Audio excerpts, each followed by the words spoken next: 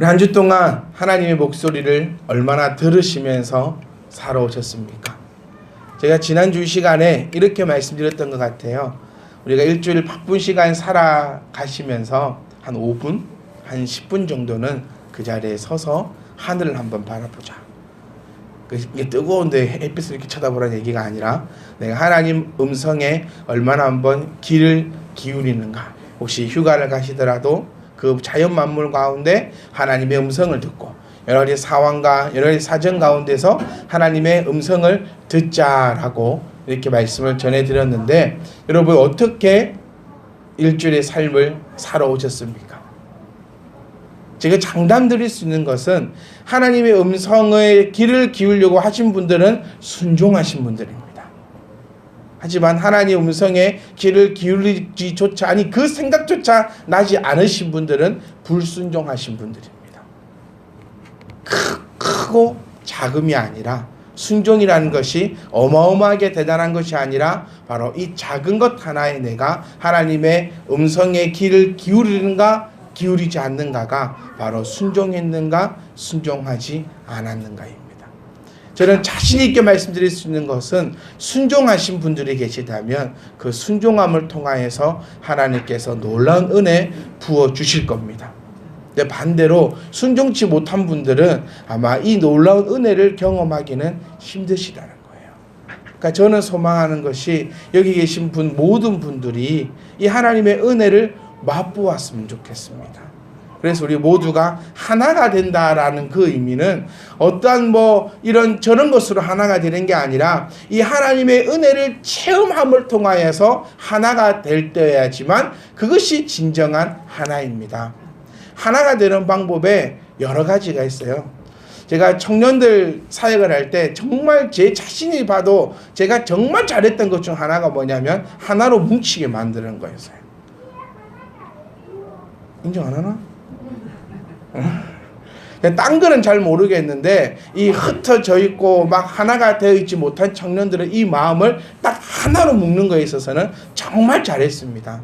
근데 지금 생각해 보니까 그것이 하나님의 방법을 사용한 것이 아니라, 그때는 제가 하나님의 방법대로 했다라고 생각을 했지만 지금 조금 더 이 성숙돼 가지고 철을 들어서 한번 생각해 보니까 하나님의 방법대로 한 것보다는 참 그 구호를 외치게 만들고 자주 갖는 회식 자리로 이 먹여주고 재워주고 게임하고 구호를 외치면서 하나로 뭉치게 만들었더라고요. 그렇게 되고 나니까 어떤 문제가 생기냐, 구호를 외치던 사람이 사라져버리니까 다시 흩어지더라는 겁니다. 이끌고 가던 사람이, 밥 사주던 사람이, 구호를 외치던 사람이, 항상 으쌰으쌰 해주던 사람이 없어지니까 다시 흐지부지 되고 흩어지더라는 거예요. 그게 잘못되었다는 겁니다. 우리는 무엇으로 하나가 되어드느냐? 영원히 없어지지 않는 말씀으로 하나가 되어야 됩니다. 그 말씀으로 하나가 된다는 거 어려운 의미가 아니라 선포된 말씀에 순종. 지난주 말씀대로 순종한 자는 하나 되는 겁니다. 왜? 그 은혜를 맛보는 거니까. 그래서 그 앞에서 떠들던 목사가 사라지더라도 이 끈끈함은, 이 하나됨은 사라지지 않는다는 겁니다. 왜냐하면 목사가 매개체가 되어서 하나로 묶은 것이 아니라 하나님이 말씀이 매개체가 되어 하나로 묶었기 때문입니다. 저는 이 단어를 참 좋아합니다. 처음과 익숙함. 어떻게 보면 참 모순된 단어이거든요. 처음이면 익숙할 수가 없고 익숙하면 처음일 수가 없습니다. 하지만 저는 이 두 개 단어를 너무너무나 좋아합니다. 그래서 저 뒤에도 붙여놨잖아요. 크지만 작은 교회, 작지만 큰 교회. 이 모순된 말입니다. 여러분, 항상 처음과 같은 마음을 우리가 가지셔야 합니다. 교회를 향한 마음, 목사를 향한 마음, 성도가 성도를 향한 마음, 이 모든 마음이 처음과 같은 마음을 가지고 있으셔야 합니다. 그리고 그 처음과 같은 마음에 편안한 익숙함까지 함께 가지고 있어야 한다는 겁니다. 우리는 하나님의 말씀을 듣고자 합니다. 하나님의 뜻이 과연 무엇일까라고 한번 생각해 보게 됩니다. 이번에 일주일 동안 아니면 한 달 넘도록 참 큰 이슈 된 게 있었습니다. 정말 한국 아니 온 세계를 돌아다니면서 청소년 사역을 해왔던 그 단체의 목사가 이 성추행, 성폭행, 뭐 성관계 이런 것을 통하여서 정말 많은 아픔이 생겼고 또 그것을 통하여서 많은 교회가 혼란스러워지고 있고 그래서 실질적으로 이번 여름 수련회 기간 동안 많은 여름 수련회가 취소가 되고 많은 청소년들이 참석하지 않게 되기도 했습니다. 아이 생각을 해보세요. 내 자식도 목사로도 안 보내겠어요. 네. 이거는 그들이 믿음이 없다, 뭐가 어쩌다, 저쩌다라고 우리가 욕할 게 아니라 진짜 어떻게 하다가 진짜 이 지경까지 이르렀고 또 그걸 통하여서 정말로 하나님의 열정과 열성을 가지고 하나님의 뜻대로 열심히 하고자 하는 자들까지 다 피해를 보고 있는 지금 이런 상황입니다. 왜 이런 일이 생길까라고 한번 우리가 고민해 보셔야 합니다. 성숙한 신앙인은 날마다 고민해 보는 겁니다. 나쁜 놈의 새끼들 손가락질 하지 말고 욕은 패배자들이 하는 거고요. 우리는 그런 일이 생길 때 왜 그럴 수밖에 없었나 가슴을 한탄하며 하나님의 뜻을 한번 찾아봐야 됩니다. 왜 그런 일이 생겼느냐? 바로 오늘 우리가 읽었던 이 본문 말씀, 하나님 말을 안 듣고 자기의 말을 하나님의 말처럼 생각해 버린 것에 대해서 출발이 되었다는 것입니다. 그 목사라는 사람도 그 여학생에게 요구를 할 때 아주 멋있는 성경 구절을 들어가면서 얘기를 했다 하더라고요. 하나님의 그 건의를 내세우면서 악한 짓을 요구했다라는 겁니다. 하나님의 말씀을 하나님의 말씀으로 전하지 못하고 듣지 못하고 그러니 이런 말도 안 되는 일이 시작되고 있고 또 어쩌면 우리들도 하나님의 말씀을 하나님의 말씀으로 바로 알지 못함을 통하여서 힘들고 곤욕스러운 나날들을 보내고 있지 아니한가 한번 생각해 봐야 됩니다. 우리 교회라는 것은요, 우리 이미 다 알고 계십니다. 우리 교회는요, 하나님께서 세우신 하나님의 집임을 우리가 믿습니다.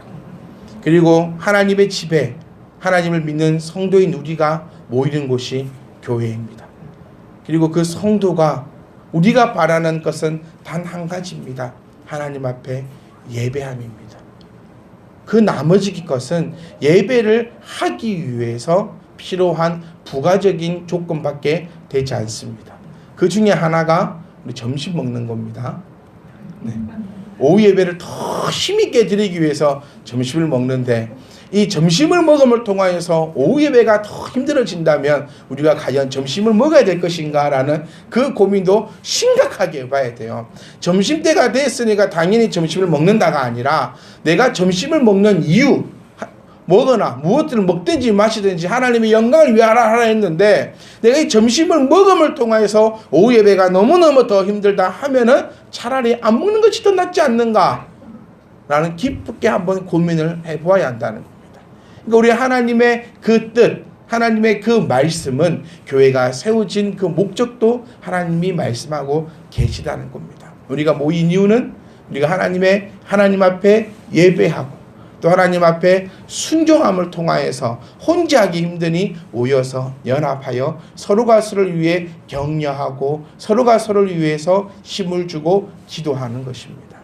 그러다 보면 교회는 부흥되는 곳이 교회입니다. 교회는 학원이 아닙니다. 학원이 아니에요. 학원을 어떻게 해야 되는지 여러분 아시지요? 학원은 돈 버는 곳이에요. 네. 학원은 돈 벌어야 되는 곳이기 때문에 많은 사람들이, 많은 원생들이 있어야 됩니다. 그리고 그 원생들을 끌어모으기 위해서 여러 가지 마케팅을 사용합니다. 서울에 어떤 유명한 학원에 요즘 학원도 그러더라고요. 그 병원 가시면 서울의 어떤 유명한 원장님이 화요일마다 한 번씩 내려와가지고 특진비를 내고 수술을 받기도 하고 요즘에는 그렇게 많이 하거든요. 학원도 마찬가지더라고. 일주일에 한 번 저 서울에 어디에 있는 노량진에 있는 유명한 강사가 한 번 내려와가지고 강의를 하는데 그 강의는 무료인데 그 강의를 들으려면 그 학원생들만 들을 수 있는 거예요. 그러니까 여러 가지 마케팅을 통해서 사람들을 끌어모으려고 합니다. 그리고 그런 마케팅적 요소를 통해서 사람들이 모이기도 하고 흩어지기도 합니다. 교회는 학원이 아닙니다. 교회는 어떻게 하면 부흥이 됩니까? 교회는 어떻게 하면 부흥이 됩니까? 제가 서두에 말씀드린 것처럼 제가 정말 사람들을 잘 모읍니다. 마음을 하나로 잘 모읍니다. 구호 외치기 좋아합니다. 네. 저희도 한번 해볼까요? 프랭카드 걸어놓고 할 수 있다, 할 수 있다, 한 영혼 구원한다. 배지 붙이고 다니고 날마다 전화하고 구호 외치고 전도 대상자 이름 다 적어내서 벽돌 위에 쌓아놓고 그런 거 잘 할 수 있습니다. 근데 그것은 하나님께서 말씀하시는 전도의 방법이 교회 부흥의 방법이 아니더라는 거죠. 교회는 어떻게 부흥되는 곳입니까? 여러분이 하나님 말씀에 귀 기울이면 부흥되는 곳이 교회입니다. 아멘? 우리 교회가 왜 부흥되지 못하는가? 저는 부흥됐다고 생각합니다. 그것도 개념의 차이겠지요. 물론 물질적인 부흥이 필요합니다. 수적인 부흥도 필요합니다. 하지만 그에 앞서서 우리가 가지고 있어야 될 부흥은 우리 조집사님의 눈이 매주마다 반짝반짝거리는 것. 그게 부흥 아니겠습니까? 제가 제일 바라는 부흥은 그 부흥이에요. 조집사님 같은 사람 100명 앉아있는 것보다 또 나쁘게 듣지 마세요. 이 조집사님 한 분의 그 눈이 정말 줄만 되며 말씀을 갈급하며 목사님 말씀하시옵소서 제가 그 말씀을 씹어 뜯어 먹어버리겠나이다. 그런 열정으로 말씀에 귀를 기울인다면 어느 교회보다 우리 교회가 부흥된 교회예요. 그렇게 된다면 다른 사람들로 또 차고 넘치겠죠. 우선 깨달아지십니까? 이게 하나님께서 교회를 세우신 그 목적이고 하나님께서 하신 말씀이 바로 그 말씀이라는 것을 기억하시면서 우리는 아무쪼록 몸부림 쳐야 합니다. 어떻게 몸부림을 쳐야 되느냐? 하나님의 말씀을 들으려고 몸부림 쳐야 됩니다. 그리고 더한 몸부림을 쳐야 되는 것은 뭐냐? 하나님의 목소리를 제대로 듣기 위해서 우리는 몸부림을 쳐야 합니다. 자, 우리 한번 정리해 볼까요? 하나님께서 내 목소리를 들으라라고 얘기하는 것은 다른 목소리도 분명히 있다라는 것입니다. 그리고 우리는 하나님 목소리를 제대로 들어야 함을 지금까지 교회에 대해서 얘기했습니다. 그리고 우리는 이 목소리를 듣기 위해서는 우리 스스로 영적, 육적으로 철이 들어야 한다고 우리는 함께 나누었습니다. 그리고 이 목소리를 들으려면, 이 말을 들으려면 먼저 내려놓음이 있어야 한다는 거죠. 내려놓지 못하면 절대로 하나님의 음성에 귀를 기울일 수가 없습니다. 왜냐하면요, 내려놓지 못하면 아라가 들리는 소리가 어라고 들릴 수밖에 없거든요. 하나님 분명히 아라고 얘기했는데 듣는 사람은 어라고 얘기한다는 겁니다. 무슨 말인지 이해가십니까? 그렇기 때문에 내려놓아야지만 이 하나님의 말씀이 곡해서 해석되어 내 귀에 들려지는 것이 아니라 하나님의 말씀이 바로 들려진다는 것입니다. 여기서 우리가 가장 우려해야 될 것은 이겁니다. 하나님의 목소리를 듣지 못하고 내가 원하는 대로 그 말을 듣는다는 거죠. 그 대표적인 사람이 성경에 나오는 사람이 누굽니까? 바로 하와입니다. 하나님의 말씀을 하나님의 말씀으로 바로 듣지 못하고 자기가 가지고 있는 지혜와 자기가 가지고 있는 상황과 자기가 하고 싶은 대로 해석해서 들은 사람이 바로 하와였고, 그 결과를 하와가 책임을 지고 하와는 에덴 동산에서 쫓겨나면 물론이거니와 그를 통하여 온 인류의 죄가 들어와 버리는 그런 어마무시한 죄가 상황이 벌어질 수밖에 없었다는 것을 우리는 기억해야 합니다. 그래서 우리가 주의해야 될 거, 하나님의 말씀을 곡해서 듣지 마세요. 하나님의 말씀을 내 귀에 듣고 싶은 말만 듣지 마세요. 내 상황에 비추어서 하나님의 말씀을 비추지 마세요. 사실 이걸 가장 많이 실수하는 자들이 사실 말씀을 전하는 자들입니다. 성경 말씀은요, 여러분, 코에 걸면 코걸이, 귀에 걸면 귀걸이가 되기가 너무나 쉽습니다. 목회를 한 해, 두 해, 말씀을 한 번, 두 번 전할 때마다 저는 자신감이 붙는 것보다는 더 두려움만 생기는 것 같아요. 예전에는 참 자신이 있었거든요. 하나님 말씀에 정말 잘 전할 수 있고, 똑같은 본문을 주더라도 나는 정말 재미있게 이야기할 수 있으며 귀에 쏙쏙 들어가게 할 수 있다는 그 자신감이 흘러 넘쳤습니다. 그래서 부교육자 시절에 어쩌다 한번 가음에 콩나듯이 설교에 기회가 주어지며 정말로 멋있게 했습니다. 그래서 두 번 다시는 설교의 기회가 주어지지 않을 정도로요. 네, 그런 것이 있습니다. 부교육자는 홈런을 치면 안 되더라고요. 항상 그 파울을 쳐야지. 홈런을 치게 되면 두 번 다시는 설교의 기회가 오지 않습니다. 저는 왜 그런 줄 몰랐는데, 네, 요즘 들어 목사의 세계에 들어가 보니까 참 순수했던 것 같아요. 그때는 목사의 세계에 들어가서 많은 목사님들과 대화를 하고 그 세계에 조금 살아보니까는, 아, 내가 왜 부교육자 때 설교를 한 번만 하면 그 다음부터는 못했는가. 아, 내가 설교를 못해서가 아니라, 아, 나 진짜 설교를 잘했구나. 그래서 두 번은 안 시켜줬구나. 네, 그런 생각을 요즘 깨닫게 되었습니다. 그런데 그때는 그렇게 자신이 있었고, 정말 한 번만 시켜주라. 내가 모든 성도를 내가 변화시켜버리겠다. 한 번만 시켜주라. 한 번만 시켜주라. 어떤 것이든 본문 네가 정해줘도 좋다. 네? 내가 안 정하고 본문 네가 정해주라. 내가 정말 멋들어지게 말씀을 전할 수 있다라고 그 자신감이 있었는데, 제가 아직까지 또 그렇게 많은 나이를 먹은 건 아니거든. 아직 젊고도 아니요, 어리다 뭐 더 어릴 수 있는데도 그 오기와 패기는 사라지고요.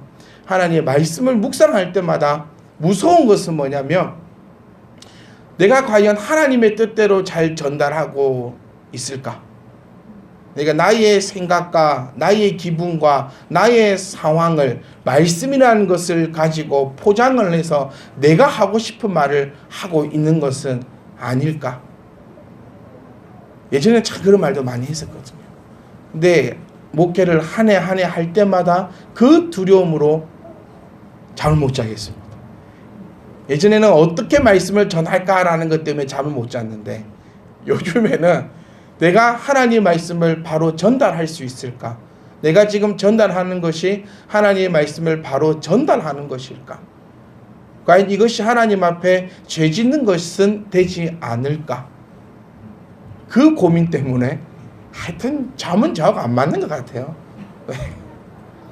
그래서 저는 소망하는 게, 저도 그렇고 여러분들도 그렇고 우리는 늘 몸부림쳐야 될 것이 하나님 목소리 듣는 겁니다. 사람 1000사람, 10,000사람, 100만 사람이 그 길이 맞다고 얘기할지라도 하나님의 목소리가 그 길이 아니라면 우리가 죽는 그 순간까지 절대로 변화되지 말아야 할 것은 나는 아니다라고 얘기할 수 있어야 됩니다.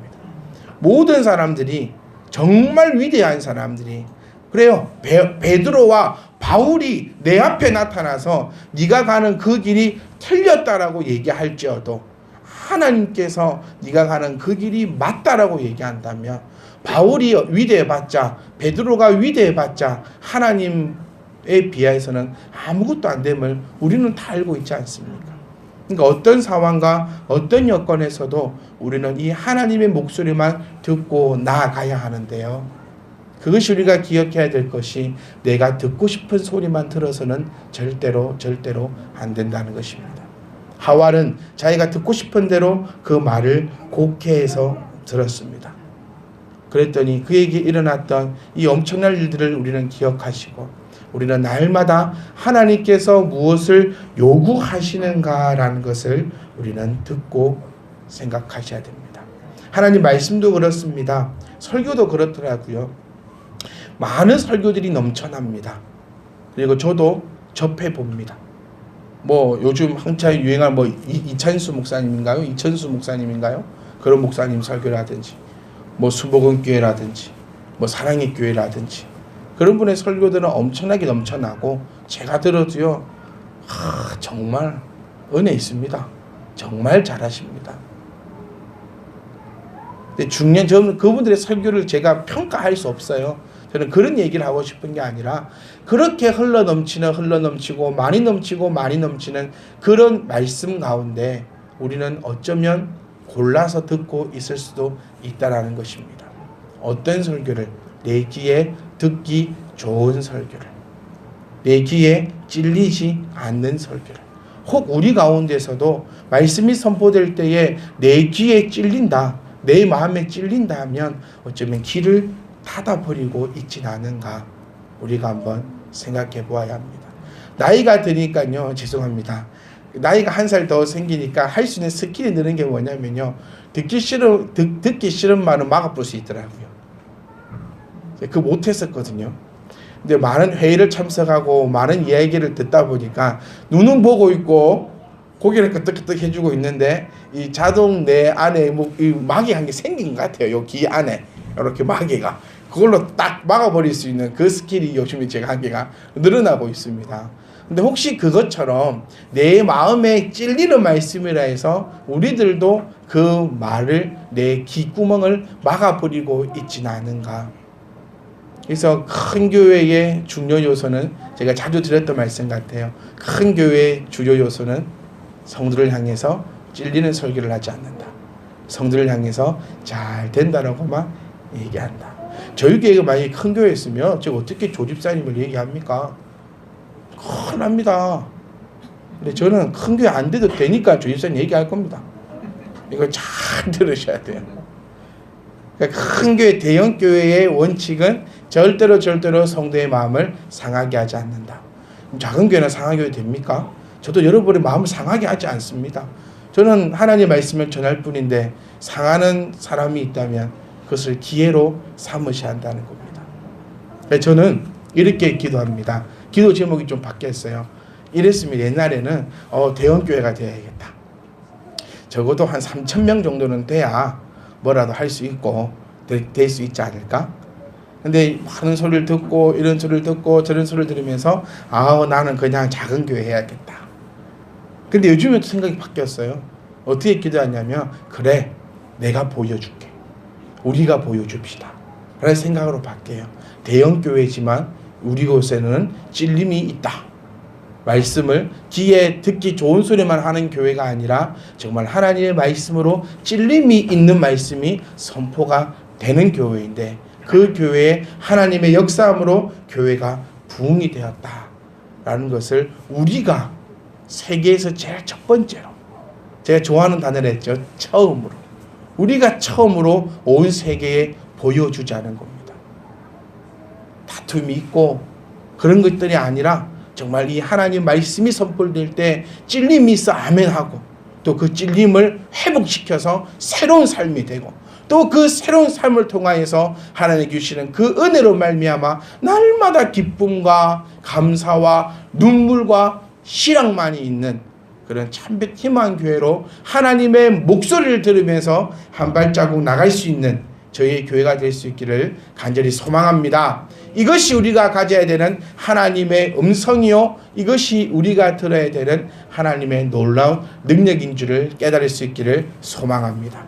자, 하나님께서는 두 가지로 말씀하셨습니다. 내 말을 들으라는 거고, 그 다음에 결정적으로 하나님께서 우리에게 하고 싶은 말씀은 맨 마지막 절입니다. 29절 말씀 함께 볼까요? 시작.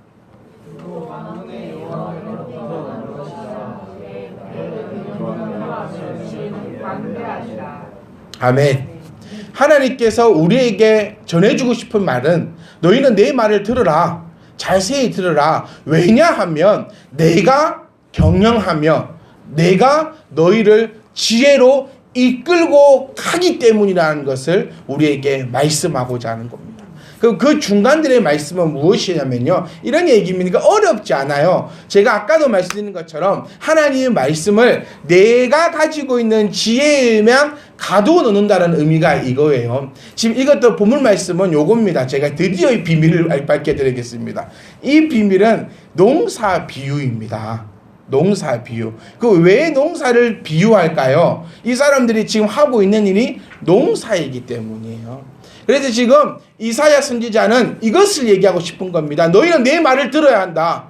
내 말을 자세히 들어야 한다. 너희 잘 봐봐. 너희가 지금 바닥에 소향을 심고 소맥을 심고 여러 가지 농작물을 너희가 심고 있지 않냐. 그런데 너가 심을 때 뭐 어떤 고추는 어디 심어야 돼요? 저기 심어야 되고, 벼는 어디 심어야 됩니까? 저기 심어야 되고, 이렇게 다 알고 있는 것을 너희가 지금 그렇게 하고 있지 않느냐. 누가?